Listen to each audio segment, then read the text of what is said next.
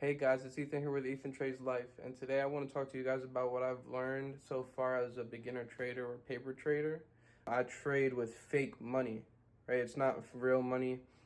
Trading is a really volatile and scary market if you don't know too much, and I've only been trading for about a month or two with like a month off, so it's like I'm still not ready to put my own money in, but I want to dive in and learn about the markets and stuff. So that's why I've been paper trading thus far. Today, I want to kind of talk to you guys about how I got into it, what it's looking like for me right now, and stuff like that. So let's dive into it. I actually had a buddy, um, post on one of my stories asking how did I get into trading, and I kind of said it in my first video.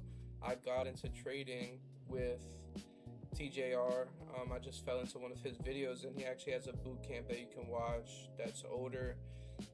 He ended up making a newer boot camp. Newer videos are more better.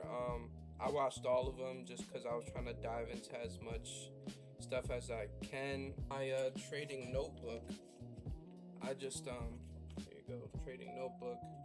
It's just a bunch of notes, just confluence, balance, price action, equilibrium, how to build a strategy.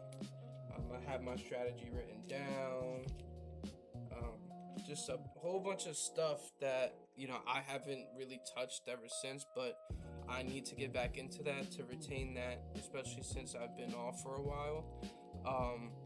But yeah, trading is one of those things where, like, back then a lot of people said, like, 4 or 5 years ago, it was harder to find knowledge and learn how to trade off of the internet because everybody was like keeping it to themselves, right? But now there's a niche for it and it's out there, and if you dive into it and you try to look for it, you're gonna find it.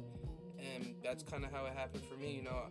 I could obviously try to put somebody on, but do I really, like, my trading method and my strategy makes sense to me? This strategy might not make sense for you. And a lot of this shit with trading sounds like cliche, or like, like one size fits all, but it's true.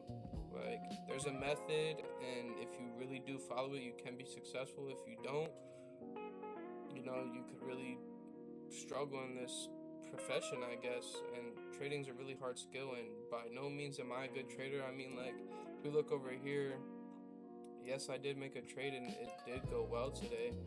Like, this was my first trade in forever, but it did go well. Why? Because I saw, like, the stuff that I needed to see, right?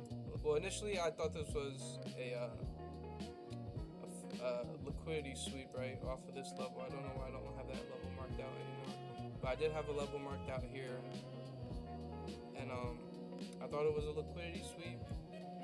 Saw my break of structure, ended up following into that fair value gap. I saw it get bounced off here, and I was like, okay, we can make this move down and hit this level. And like, you kind of have that self-control, right? I could have easily entered that trade and it would have worked, but it's like so early into the market, like, those things vary. So I ended up not taking that trade, waited a little bit longer. I wanted to see if this gap would get retested.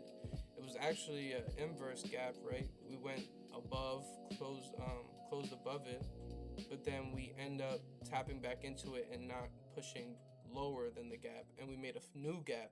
And this area is basically a stronger area of, like, orders. So this area ends up getting tapped into. I like that.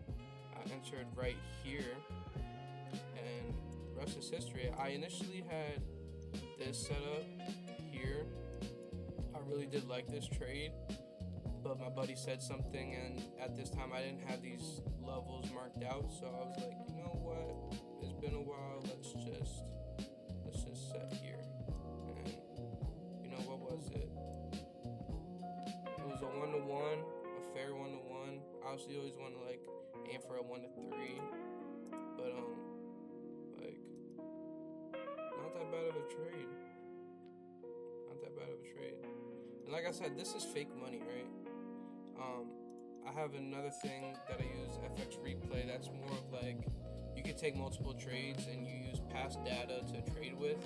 obviously this is real market data, so I could take a trade, but it's like, is that fundamentally smart to do? Because you can make a bad trade and then it fucks with your psychology. So for the most part, when I'm back testing or anything like that, I'm on FX replay. Haven't done it in a while. I need to log back in.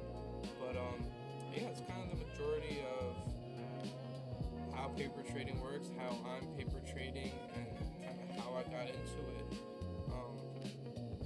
It is really fun. I do like it. It makes sense to me. It might not make sense to everybody, but you can really be successful and really make a lot of money if you learn how to master this shit. And that's the goal for me right now. So stay tuned, locked in. If you don't know me, I'm Ethan with ET Life, E Goody, E whatever the fuck you want to call me.